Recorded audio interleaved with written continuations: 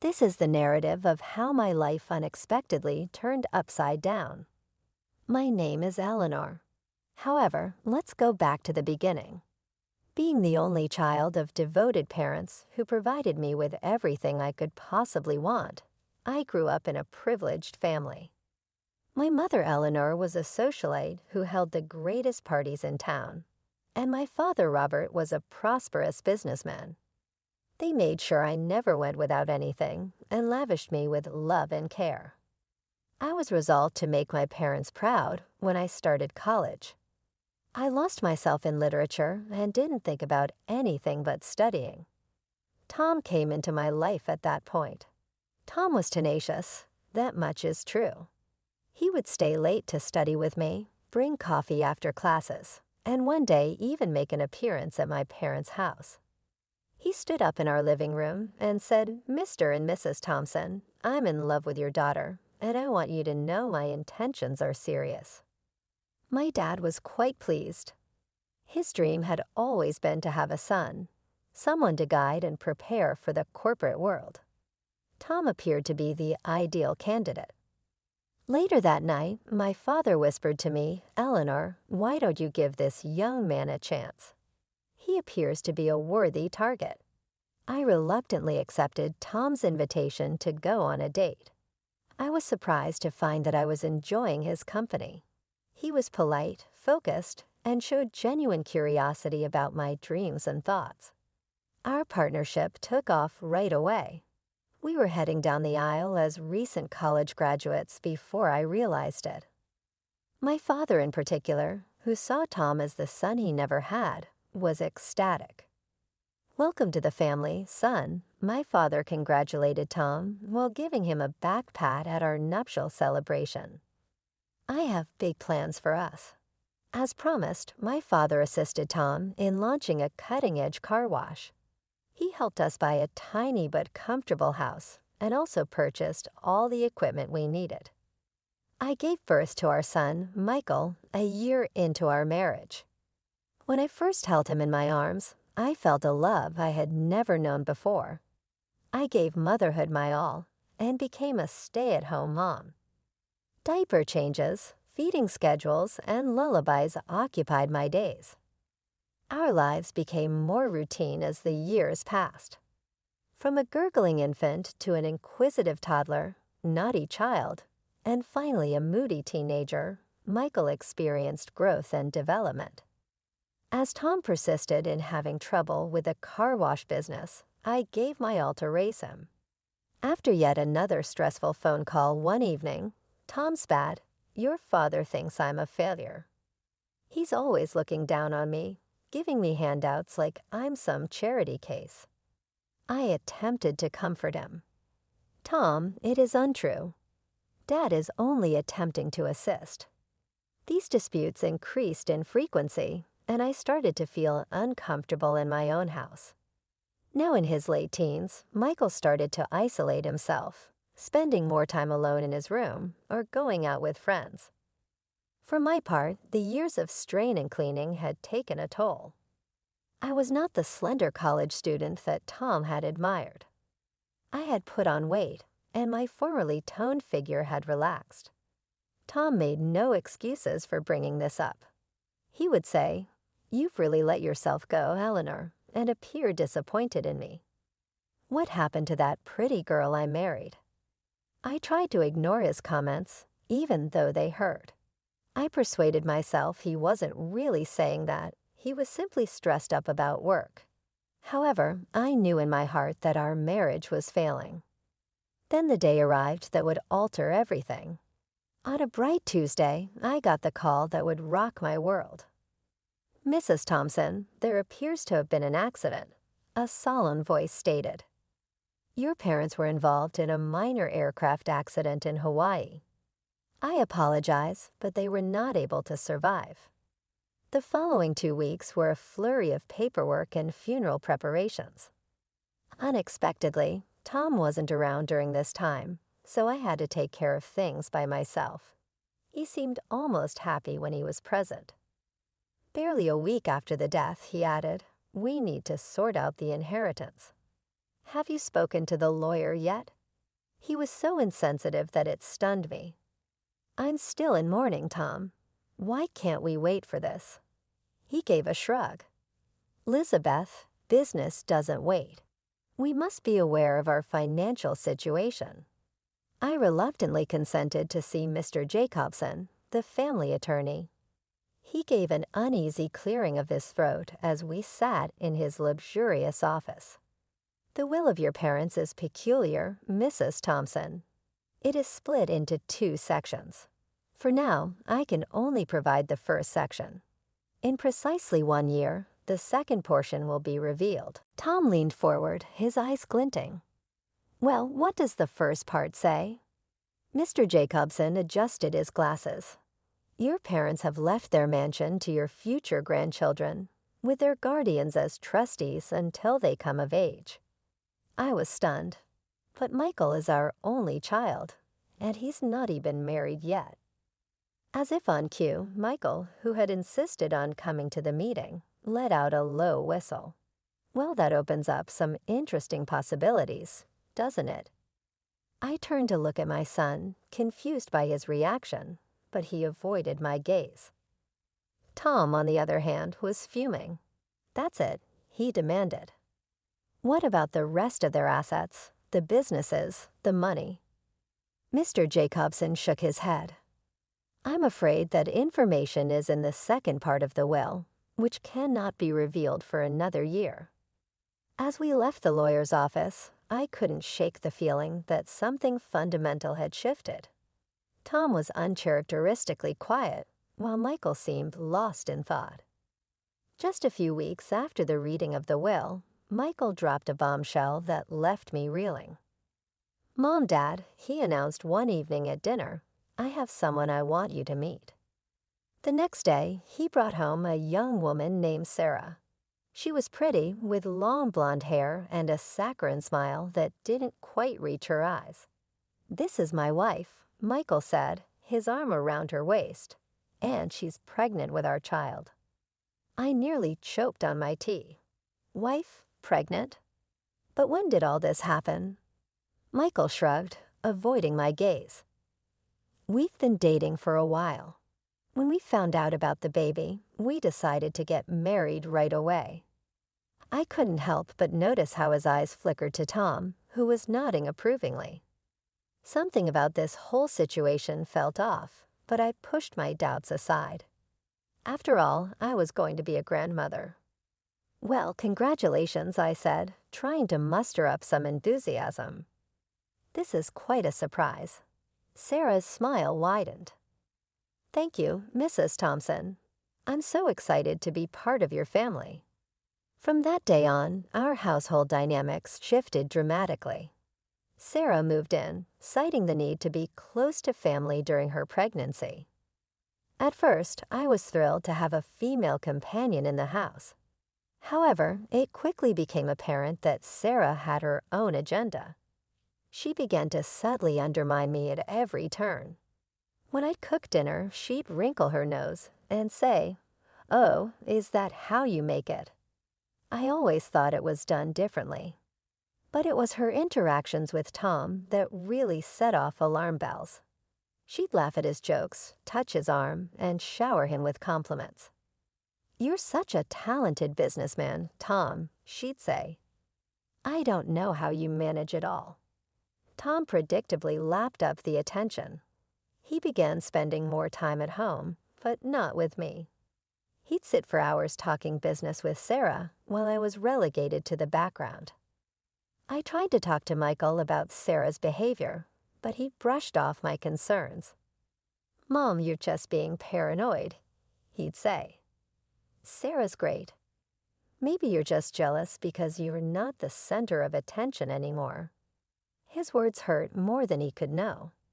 Had I raised a son who cared so little for his mother's feelings? As for Tom, he seemed to revel in the new family dynamic. He'd beam with pride when Sarah complimented him, and I'd catch him looking at me with something akin to disgust. One day, while out grocery shopping, I ran into an old college friend, Jessica. We decided to catch up over coffee, And as we reminisced about our college days, she mentioned something that made my blood run cold. "Remember that guy who was always chasing rich girls?" Jessica asked.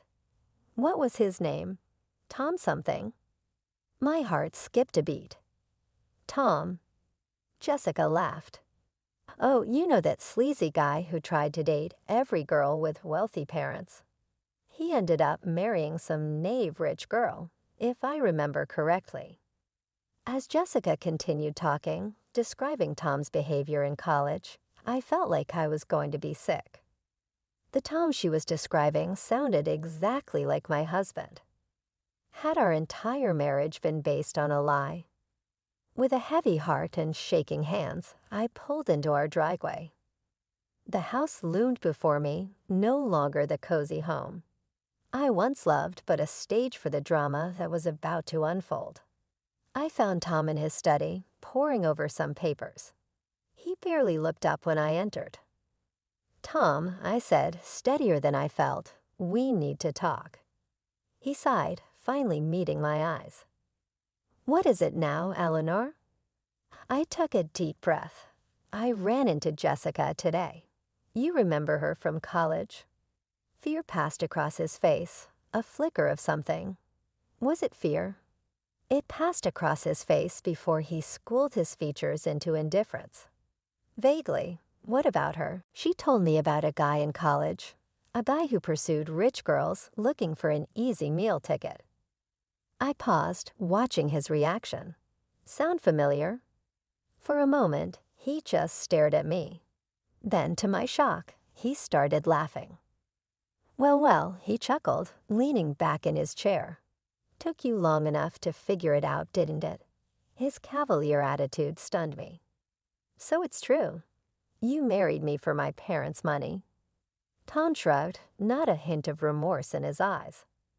"Of course I did. Look, Eleanor, I never loved you.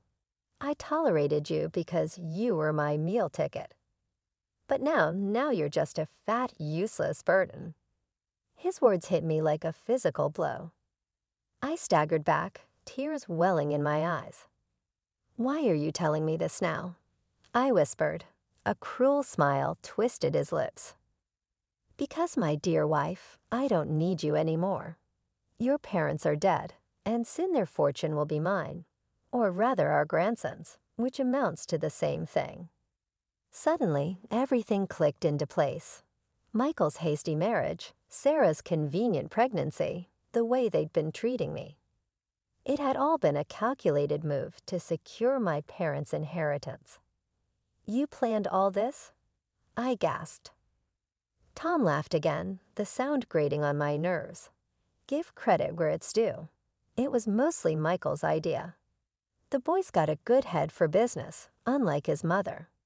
I felt like I was drowning, the weight of their betrayal crushing me. "Does Sarah know about this?"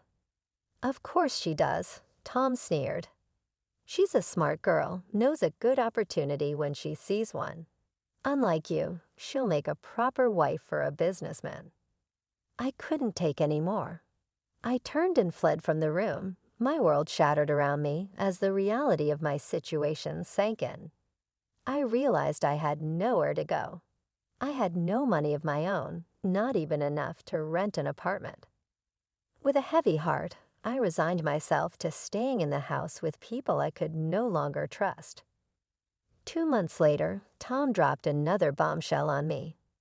I was in the kitchen preparing dinner when he strode in with a self-satisfied smirk on his face. "Pack your bags, Eleanor," he announced without preamble. "We're moving into your parents' house." I nearly dropped the knife I was holding. "What? When did we decide this?" Tom's laugh was cold and mocking. "We didn't decide anything. I decided we're moving in with Michael and Sarah.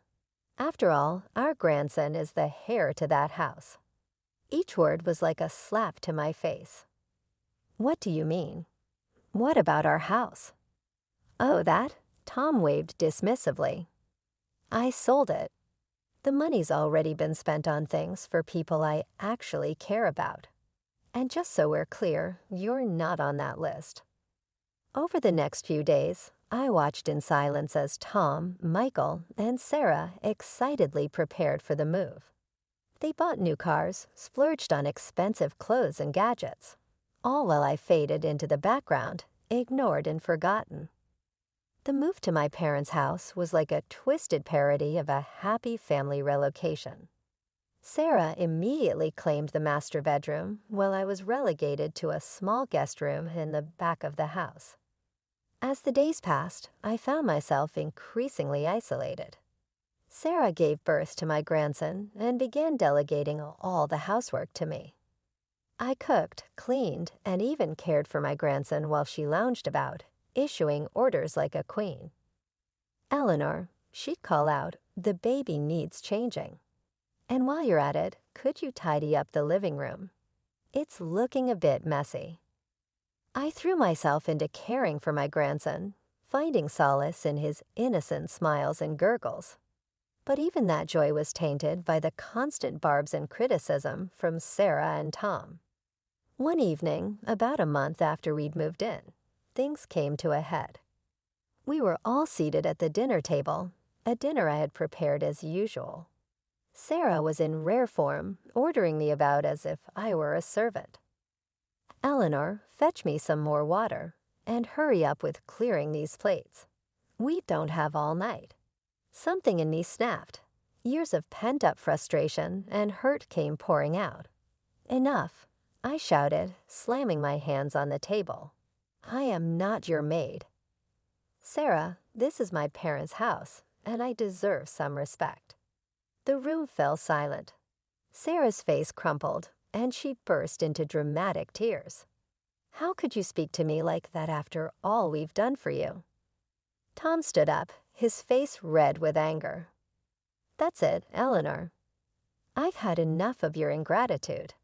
Pack your things and get out. This house belongs to our grandson now, and you're no longer welcome here." I stared at him in disbelief. "You can't be serious. Where am I supposed to go?" He reached into his pocket and pulled out a stack of papers. "I've been waiting for the right moment to give you these. Divorce papers already signed. I want you gone by morning." I looked to Michael, hoping against hope that my son would defend me, but he just shrugged, avoiding my gaze. "I'm an adult now, Mom. I don't need you anymore." With shaking hands, I took the divorce papers. Sarah's triumphant smirk was the last thing I saw as I turned and walked out of the dining room, my world crumbling around me. With nowhere to go and my world in shambles, I found myself dialing a familiar number. Jessica. My old college friend answered on the second ring. "Eleanor, is everything okay?" Her voice was laced with concern. I swallowed hard. "Not really. I need a place to stay." Without hesitation, Jessica invited me to her home. As I settled into her guest room, she shared her own family drama. "My son's been going through hell," she confided. "His fiancée left him, and she's pregnant. He's desperate to find her and be there for his child." My heart skipped a beat. "Do you have a picture of her?" Jessica nodded, pulling out her phone. As she showed me the photo, my blood ran cold. Staring back at me was Sarah, my supposed daughter-in-law. "Jessica," I said slowly, "I think I know where your son's fiancée is." Over cups of tea, I poured out my story. Jessica listened, her expression morphing from shock to anger to determination. "We need to expose them," she declared. Together, we hatched a plan. The next day, I returned to my parents' house under the guise of collecting the last of my belongings. While there, I managed to snag a few strands of my grandson's hair for a DNA test. The wait for the results was agonizing, but when they finally came, they confirmed our suspicions. My son was not the father of Sarah's baby. Jessica's son was. As I grappled with how to break this news to Michael and Tom, my phone rang. It was Mr. Jacobson, my parents' lawyer. "Mrs. Thompson," he said, "it's time to review the second part of your parents' will. Can you come to my office tomorrow?" The next day, I sat in Mr. Jacobson's plush office, my heart pounding as he read the will. I could hardly believe my ears. To our beloved daughter Eleanor, he read, "We leave our luxury apartment valued at $500,000. But that wasn't all. My parents had foreseen everything in the event of a divorce. All their property, including Tom's business, would come to me. Your father wants you to know," Mr. Jacobson continued, "that he's been the one financing Tom's business all along. He registered it in his own name in case of divorce. It's yours to do with as you please." I sat there, stunned. All this time, I thought I had nothing, when in reality, I had everything. "What about the house Tom and I lived in?" I asked, remembering he had sold it. Mr. Jacobson smiled. "That's the only thing Tom can claim. Everything else is yours." As the reality of my new situation sank in, I couldn't help but laugh. Tom had thought he was so clever, but in the end, he had outsmarted himself. I stepped into my new apartment and gasped. The space was breathtaking, all sleek lines, floor-to-ceiling windows, and tasteful furnishings. For the first time in years, I felt truly at home. My phone rang. My new sanctuary. My phone rang. It was Michael. "Mom," he said without preamble, "it's been a year since the first part of the will was read. We need to know what's in the second part." His tone was demanding, entitled. I'm sure Grandpa and Grandma left everything to me right. I couldn't help but chuckle inwardly at his presumption. "Michael, this isn't a conversation we should have over the phone. Why don't you, Sarah, and your father come over tomorrow morning? I'll text you the address." After hanging up, I called Jessica. "It's time I told her. Can you come over tomorrow morning? We're going to settle this once and for all." The next day, I heard the doorbell ring. Taking a deep breath, I opened the door to find Tom, Michael, Sarah, and the baby standing there. Their jaws dropped as they took in the luxurious surroundings. "Wow, Mom, this place is amazing." Michael whistled. "I can't wait to move in." Sarah's eyes gleamed with greed. "Yes, it'll be so nice once we get rid of all this old lady decor. And of course, once we get rid of you, Eleanor." I raised an eyebrow. "I wouldn't be so hasty if I were you. Please come in and have a seat." As they settled onto the plush sofa, I excused myself for a moment. When I returned, I wasn't alone. Jessica stood beside me, her presence causing Sarah to pale visibly. "Before we discuss the will," I said, "there's someone I'd like you all to meet. This is my friend, Jessica."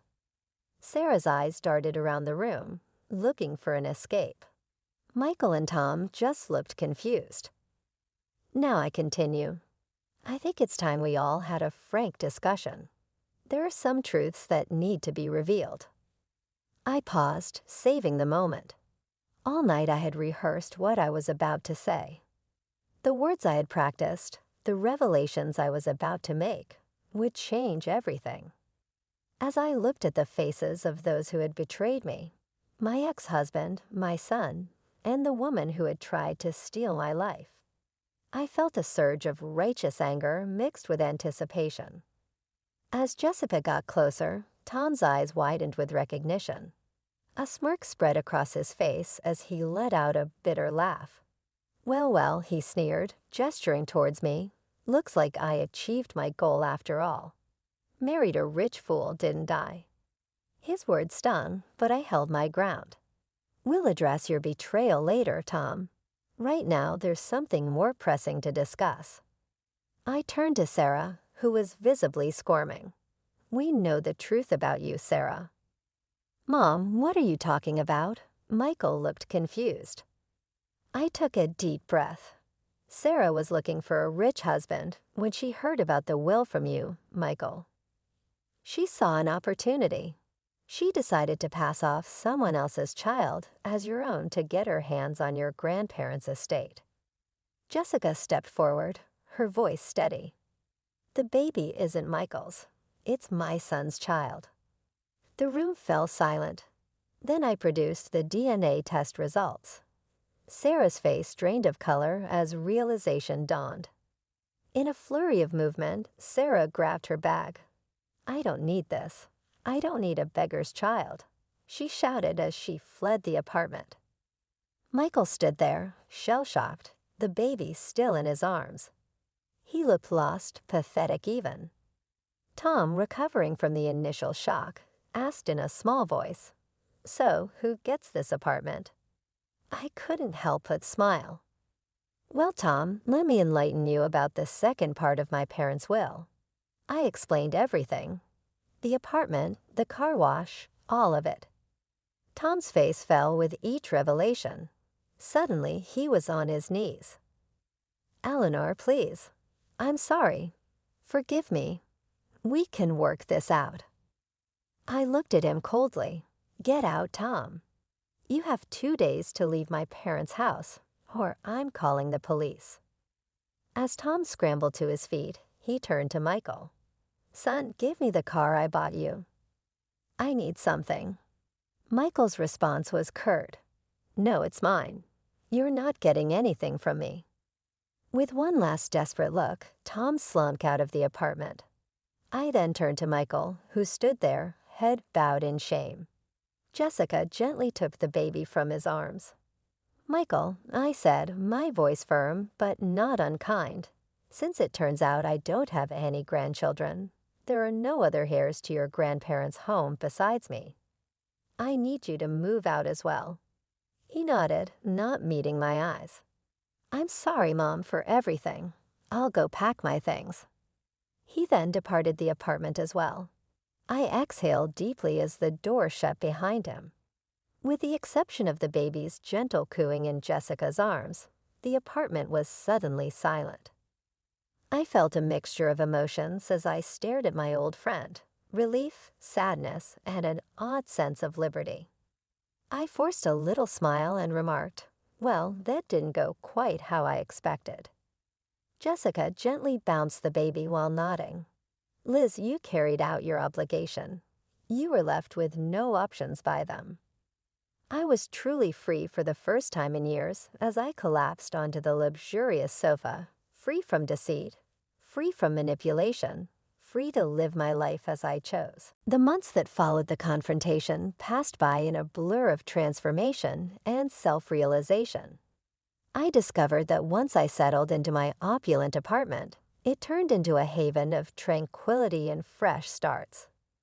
Letting my parents' property be rented was one of my first choices.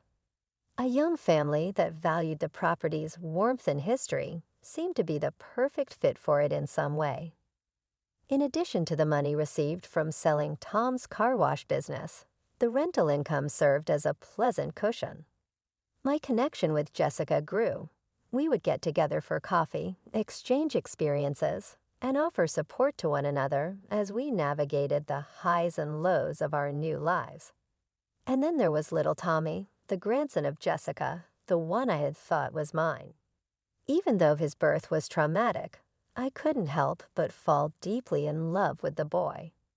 During our trips, Jessica would quip, "He has your eyes," and we would laugh, finding pleasure in the ridiculousness of our interwoven lives. My bond with Michael was still developing. Even though the infidelity had deeply wounded me, I couldn't bring myself to fully dissolve that connection because he was still my son. At first, our conversations were difficult over the phone, and our rendezvous at neutral coffee caves were hurried. But we started to rebuild, slowly and painfully. Regarding Tom, in my past he turned into a ghost. I learned through the grapevine that he had fallen on hard times, his lofty aspirations of fortune and prestige collapsing behind his exposed dishonesty.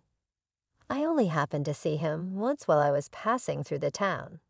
He appeared older and more exhausted than I had remembered, as he worked at a little kiosk. When our gazes briefly locked, I sensed a flicker of something other than love or longing, a sense of resolution. After a while, the light turned and I continued driving, firmly putting that chapter of my life behind me.